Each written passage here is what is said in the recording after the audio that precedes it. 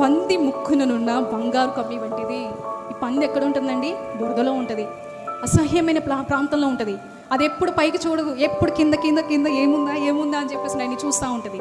దాని ముక్కుకి బంగారు కమ్మి పెట్టామంట. ఎందుకైనా వాల్యూ ఉందండి? చూడండి, నీకు వివేకం ఉన్నా సరే నీలో దేవుని భయం లేకపోతే అది వ్యర్థమే. దేవుని వాక్యం మనలో ఉంది, ఆ వాక్యానుసారంగా మనం బ్రతకలేదు అనుకోండి, సుందర స్త్రీ పంది ముక్కుననున్న బంగారు కమ్మి వంటి జీవితమే మనది. జీవితం అంటే ఈ వాక్యము మనం పట్టుకొని వెళ్తున్నాము. బంగారం లాంటిది వాక్యం. హల్లెలూయా. మేలిమి బంగారం కంటే శ్రేష్టమైనది ఈ బంగారపు వాక్యం మనలో కనిపించలేదు అనుకోండి, పంది ముక్కునుంటే ఎలాగే మనం ఆలోచిస్తున్నామో ఈ వాక్యం మనలో లేకపోతే జనాలందరూ మనల్ని అలాగే చూస్తారు. ఏమండి వీళ్ళు ప్రార్థనకి వెళ్తారు, వాక్యం చదువుకుంటారు, వాక్యానుసారంగా బ్రతుకుతామంటారు, కానీ వీళ్ళ జీవితంలో ఏంటండి? ఆ బంగారం కనిపించట్లేదు. బంగారం అంటే వాక్యం.